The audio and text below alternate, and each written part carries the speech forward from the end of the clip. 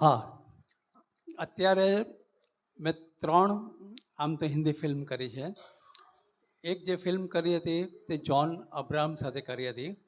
એ film નામ હતું આઈ લવ Dubai. પછી મેં ફિલ્મિસ્તાન જિંદાબાદ કરીને બીજી હિન્દી ફીચર ફિલ્મ કરી હતી. તે રાજપાલ યાદવ સાથે કરી હતી. અને ત્રીજી જે ફિલ્મ હમણાં કરી તે જાહ્નવી કપૂર સાથે હમણાં જસ્ટ કરી. તે ઓટીટી પર વેબ સિરીઝ છે, સસ્પેન્સ થ્રિલર. તે સુરતમાં જ એ શૂટ થઈ છે. પાંડેસરામાં પ્રતિભા સિલ્ક મિલ, તે આખી મિલનો એ લોકોએ બેકગ્રાઉન્ડ બનાવ્યું છે અને અડધી ફિલ્મ ત્યાં શૂટ થઈ છે અને બાકીનું શૂટ અત્યારે બરોડામાં ચાલી રહ્યું છે. એટલે પહેલી વાર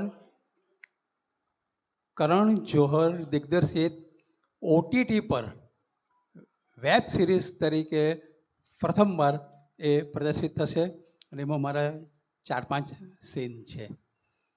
આ ઉપરાંત મારી 3 સિરિયલ, એક કલર ગુજરાતી પર મારું મન મોહી ગયું, કલર ગુજરાતી ઉપર જ રંગાઈ જાને રંગમાં, અને સોની ઉપર ક્રાઇમ પેટ્રોલ. હવે મારું મન મોહી ગયુંના 950 એપિસોડ પૂરા થઈ ગયા એટલે હવે એ બંધ થઈ છે. રંગાઈ જાને રંગમાં હજી ચાલે છે. તે રાત્રે 9:30 થી 10 આવે છે અને 11 થી 12 ક્રાઇમ પેટ્રોલ સિઝન 2.0 આવે છે. લેટેસ્ટ હમણાં જે દિવાળી પછી શરૂ થઈ તે સિરિયલ છે કાગભૂષણ ડી રામાયણ.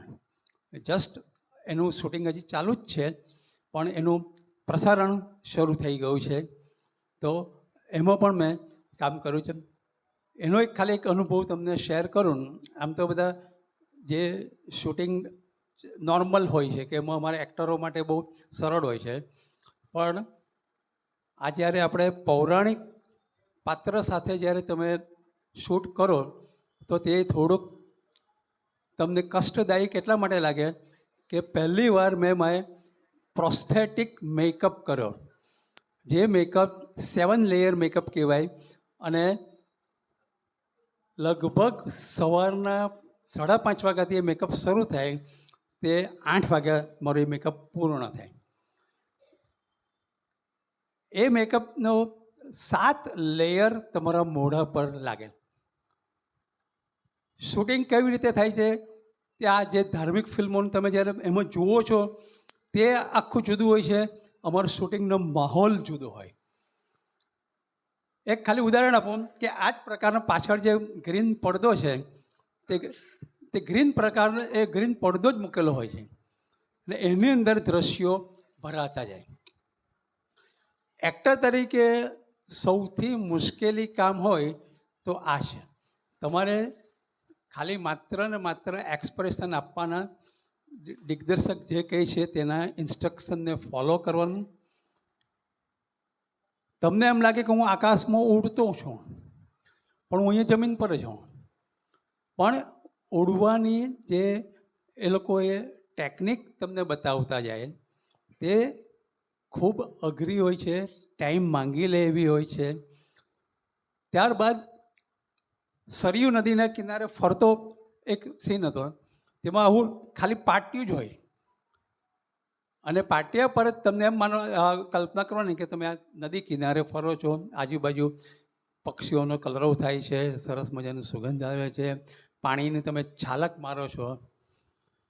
તો હવે એઆઈ ટેકનોલોજી તમે નામ સાંભળ્યું હશે. તો હવે જે શૂટિંગમાં જે કેમેરા યુઝ થાય છે તે એઆઈ ટેકનોલોજીના થાય છે. પહેલાં ડબ કરવા જવું પડતું હતું. હવેના જે એઆઈ ટેકનોલોજી આવી છે તેમાં વાયરલેસ, જેમ આ કેવું વાયરલેસ માઇક છે તેવું અમને લોકોને વાયરલેસ બટન જેવું જ માઇક આપે ને સંતાડી દે અમારા કોસ્ચ્યુમમાં. અને એ એટલું સેન્સિટિવ હોય કે 1/2 કિલોમીટર દૂર હોય ને તો પણ અવાજ પહોંચે ને રેકોર્ડ થાય. એકદમ લેટેસ્ટ જે એક ખાલી બટન જેટલું માઇક 4.5 લાખ રૂપિયાનું હોય છે. તેનો આપણે જોઈએ ને કે આ બધી ફિલ્મો તમે જુઓ કે 40 કરોડ ને 50 કરોડ રૂપિયાનો ખર્ચો થાય છે, તે આમાં ખર્ચો થાય. તે એક કલાકાર તરીકે આવા ઘણા બધા અનુભવો મને મળ્યા છે. એમણે બહુ સરસ કહ્યું કે તમે અનુભવ શેર કરો, એટલે આપણે શેર કરીએ. હવે આપણે કાર્યક્રમ આગળ વધારવો છે કે શરૂ કરીએ? વધારે ઓકે. તો હું પાછું જો તક મળશે તો મારી હાસ્ય રચનાઓ પણ તમને સંભળાવીશ. પણ આ એક જરૂરી હતું ને આ મેં કહું તે પ્રમાણે જો તમને સમય મળે તો જોજો. ઓટીટી પર મારી બીજી બી એક વેબ સિરીઝ છે, એક ખૌફ છે, એક બેનકાબ છે. એ તો ગમે ત્યારે તમે જોઈ શકશો. મારું મન મોહી ગયું ના પણ તમારા ઘરે જો ઓટીટી પ્લેટફોર્મ હોય તો તમે ગમે ત્યારે જોઈ શકો છો. તો મને શાંતિથી સાંભળ્યો તે બદલ તમારો ખૂબ ખૂબ આભાર. Thank you very much.